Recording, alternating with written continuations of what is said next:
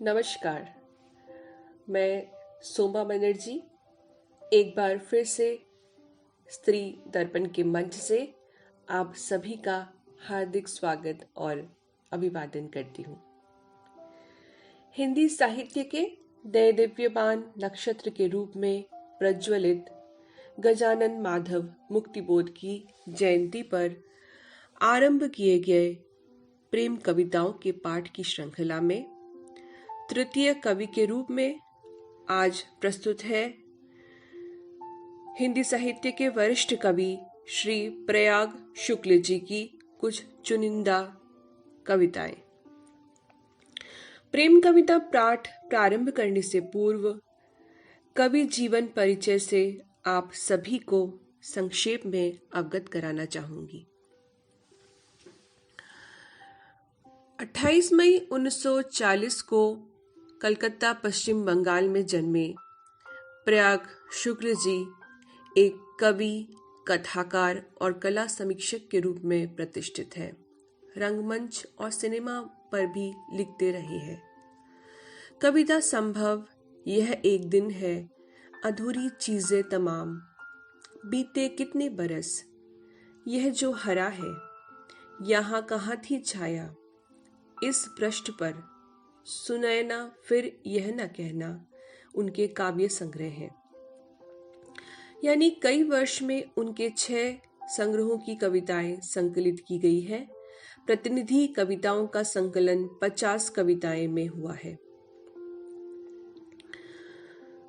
अकेली आकृतियां, इसके बाद छायाएं तथा अन्य कहानियां काई में उनकी कहानियों का संकलन हुआ है और एल्बम उनकी प्रतिनिधि कहानियों का संकलन है। गठरी, आज और कल, लौटकर आने वाले दिन उनके उपन्यास हैं। संपर सूर्यास्त्र, सुरगांव, बंजारी, हेलेन गैनली की नोटबुक, ग्लोब और गुब्बारे उनके यात्रा वृत्तांत हैं। उनके निबंधों का संग्रह घर और बाहर और हाट और समाज के रूप में प्रकाशित है। अर्धविराम, आज की कला, सत्यजीत राय एक फिल्मकार की ऊंचाई, Ram Kumar, lines and colours अंग्रेजी की आलोचना संबंधी कृतियां हैं। एक अनुवादक के रूप में उन्होंने रविंद्रनाथ ठाकुर की गीतांजलि का मूल बांग्ला से हिंदी अनुवाद किया है। उन्होंने जीवनानंद दास और शंख घोष की प्रतिनिधि कविताओं, बंकिम चंद्र के प्रतिनिधि निबंध और ओक्तावियो पाज की कविताओं का अनुवाद भी किया है। कविता, नदी, कला और कविता, कला, समय समाज, बद्री विशाल, रंग तेंदुलकर, अंक यात्रा उनके संपादन में प्रकाशित कृतियां हैं। उन्होंने कल्पना, दिनमान, नवभारत टाइम्स, समकालीन कला, रंग प्रसंग, हिंदी फेमिना आदि पत्र पत्रिकाओं का संपादन और संपादन सहयोग किया है।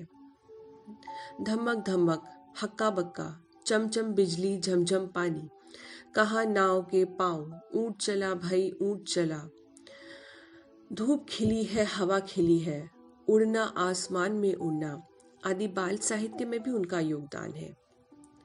वह साहित्य अकादमी पुरस्कार, अनुवाद पुरस्कार, शरद जोशी सम्मान, द्विजदेव सम्मान आदि से सम्मानित किए गए हैं। आइए सुनते हैं अब एक एक करके उनकी कविताएं।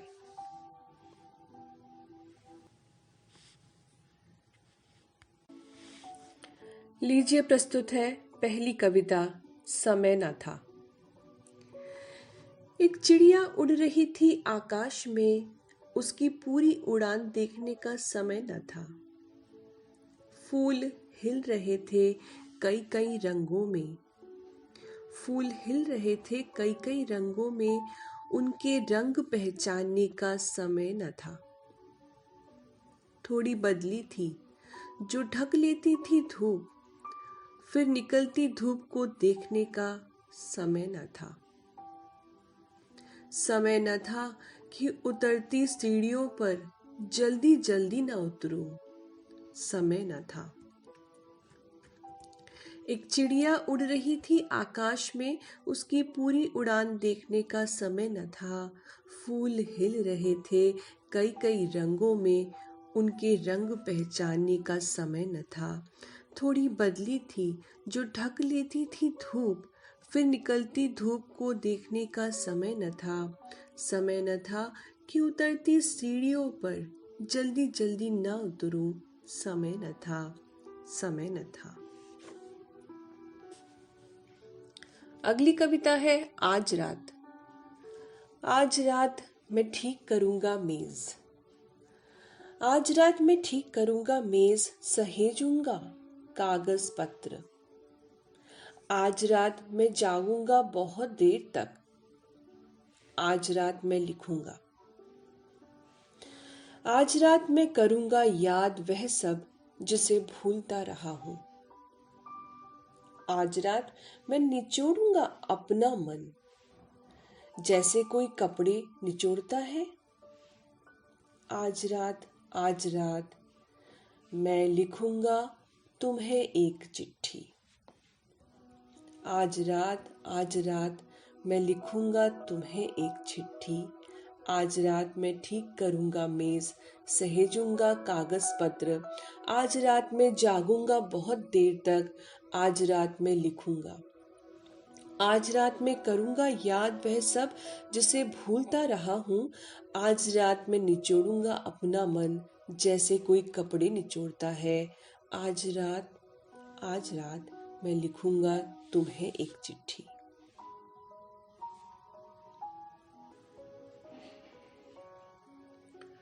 अब मैं नहीं याद करता तुम्हें, बरस बीते मिले थे हम दूर देश में, एक और दूसरे देश में। अब मैं नहीं याद करता तुम्हें, बरस बीते मिले थे हम दूर देश में, एक और देश में दूसरे। आज मैं नहीं याद करता तुम्हें, जाने कहाँ हो तुम।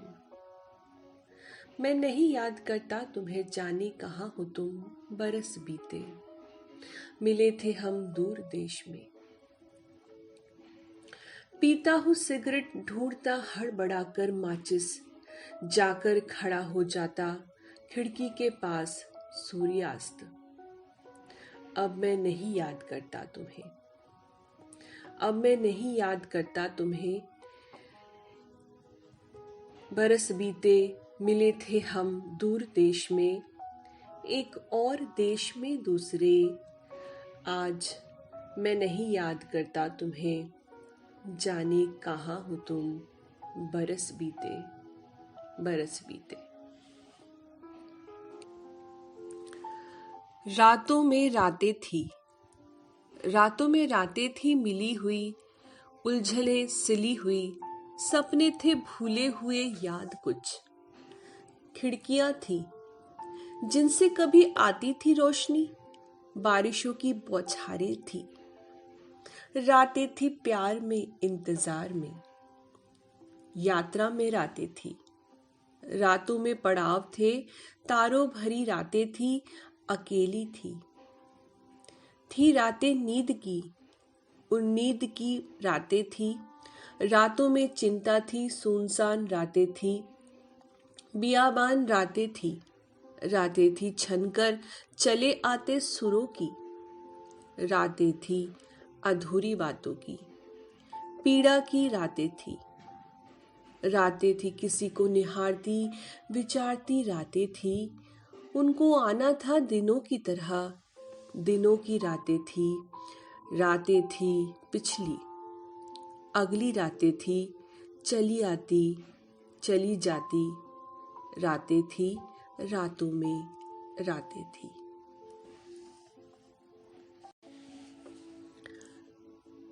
कविता का शीर्षक है मोह तो होता है। वृक्षों वनस्पतियों चिड़ियों फूलों से मोह तो होता है, बाट उनकी हम जोहते, मित्रों परिजनों से प्रेम बंधनों से मोह तो होता है। रहते हैं टोहते गतिविधियां इनकी जीवन भर, मोह तो होता है। पशुओं से, नदी तट झीलों से, छाह भरे रस्तों से मोह तो होता है। पहाड़ों पगडंडियों से अंत नहीं मोह का, जीवन को थामे ही रहता है मोह। कभी फूटती रुलाई, कभी खिलखिला पड़ती हंसी, होता है बिछोह भी होता है। आड़े आ रहता है मोह के, मोह की बिछोह की गति बनी रहती है। आरोह अवरोह इन सब के चलते ही रहते हैं। बिछोह तो होता है, मोह तो होता है। वृक्षों वनस्पतियों चिड़ियों फूलों से मोह तो होता है। ये पंक्तियां बहुत ही सुंदर है। बाट उनकी हम जोहते, मित्रों परिजनों से प्रेम बंधनों से मोह तो होता है, मोह तो होता है। अगली कविता है जब हम सोए रहते हैं। टहलती है रात, आहट से हिलते हैं फूल, पत्ते, हवा। तारे बहुत दूर से करते हैं इशारे कुछ, लताएं सरकती कुछ हौलों से। पर दीवार की रात टहलती है कोई भूली हुई बात, ले जाती कानों को उसके पास। सुनती है, बोल पड़ती है एक चिड़िया। टहलती है रात, आहट से हिलते हैं फूल, पत्ते, हवा। टहलती है रात। कविता का शीर्षक है सपना। सपने में रात आई, रात में नींद उखड़ी हुई। एक भूला हुआ मकान दिखा, गांव की एक गली फिर आ गई। बसें भीड़ भरी, न जाने किस इमारत की टूटी सीढ़ियों पर बैठी मिली तुम, उदास। दिन डूबे जा रहे थे पानी में। फिर बदला दृश्य, सूखी घास थी दोनों ओर, एक पगडंडी के। खराब हो गई थी कपड़ों की इस्त्री, टीवी का साबुन का विज्ञापन बदरंग कर रहा था धुलाई। वह रुलाई जैसी नहीं थी, पर आ रही थी। मैंने हड़बड़ाकर पुकारा दोस्तों को, जो चढ़ रहे थे हड़बड़ाकर बस में। कोहरे में चली जा रही थी बस, मैं भी था सवार। आई जान में जान, आई जान में जान। सपने में रात आई, रात में नींद उखड़ी हुई, उखड़ी हुई। अगली कविता है कुछ न कुछ। कुछ न कुछ खोया जाता था, कुछ न कुछ खोया जाता था हमारा। रह रह कर घड़ी, चश्मा, रूमाल कमरे में। कुछ न कुछ खोया जाता था हमारा, रह रह कर घड़ी, चश्मा, रूमाल कमरे में। सोचते हुए कुछ न कुछ छूटा जाता था, बोलते हुए कुछ शब्द। सोचते हुए कुछ न कुछ छूटा जाता था, बोलते हुए कुछ शब्द। विज्ञापनी हड़कंप के बीच भूला जाता था रंगों का असली स्वाद। बिसरी जाती थी रोगी की याद। विज्ञापनी हड़कंप के बीच भूला जाता था रंगों का असली स्वाद। बिसरी जाती थी रंगों की छूटी हुई याद। कुछ न कुछ खोया जाता था, कुछ न कुछ खोया जाता था। उसका चेहरा, उसके चेहरे में बसी है एक पीड़ा। वह हंसती है तो वह और उभर आती है, कितना कम जानता हूं उसे। उसके चेहरे में बसी है एक पीड़ा, वह हंसती है तो वह और उभर आती है, कितना कम जानता हूं उसे। नहीं नहीं, चेहरे को नहीं, उस पीड़ा को जो मेरी भी है। उसके चेहरे में बसी है एक पीड़ा, वह हंसती है तो वह और उभर आती है। कितना कम जानता हूँ उसे, नहीं नहीं चेहरे को नहीं, उस पीड़ा को जो मेरी भी है।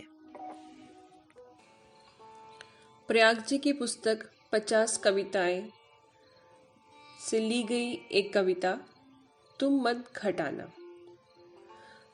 तुम घटाना मत अपना प्रेम, तब भी नहीं जब लोग करने लगे उनका हिसाब। ठगा हुआ पाओ अपने को अकेला एक दिन, तब भी नहीं मत घटाना अपना प्रेम। बंद कर देगी तुमसे बोलना, नहीं तो धरती यह चिड़िया यह घास यह मुंह फेर लेगा आसमान। नहीं तुम घटाना नहीं अपना प्रेम, तब भी नहीं जब लोग करने लगे उनका हिसाब। तुम घटाना मत अपना प्रेम। कोमल हथेली एक। कोमल हथेली एक चित्र में कवि की कल्पना है, यानी मुख किसी एक सुमुखी का कुछ कुछ है वैसी ही जैसे उतरती है जीवन में। देखी या जानी हुई चित्त में, जाने क्या सोचती अंगुलियां, बिना किसी मुद्रा या थाप के फिर भी कितनी सजीव गतिमय सी। चिन्ह जो किसी अथाह माप के, आतुर है कुछ तो वे बुनने को कहने को। उंगलियां हथेली की ठहरी है चित्र में चित्त में।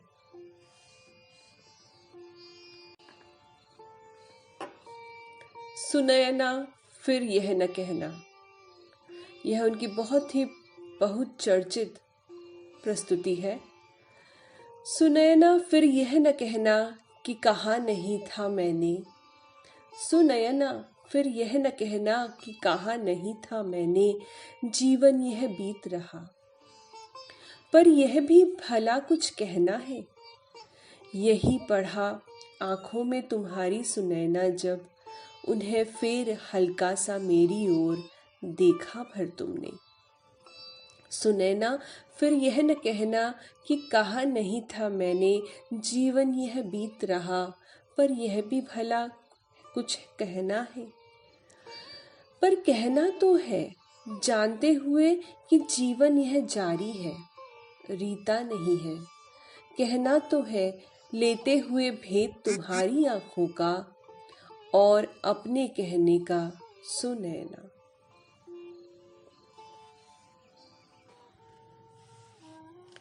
इसी के साथ आज की प्रस्तुति यहीं संपन्न होती है। बहुत बहुत आभार आप सभी का साथ में जुड़े रहने के लिए, उत्साहवर्धन करने के लिए। बहुत बहुत आभार आदरणीय प्रयाग शुक्ल जी का। ईश्वर आपको स्वस्थ एवं दीर्घायु जीवन प्रदान करे। अगली प्रस्तुति के लिए आप सभी से विदा लेना चाहूँगी। तब तक के लिए नमस्कार।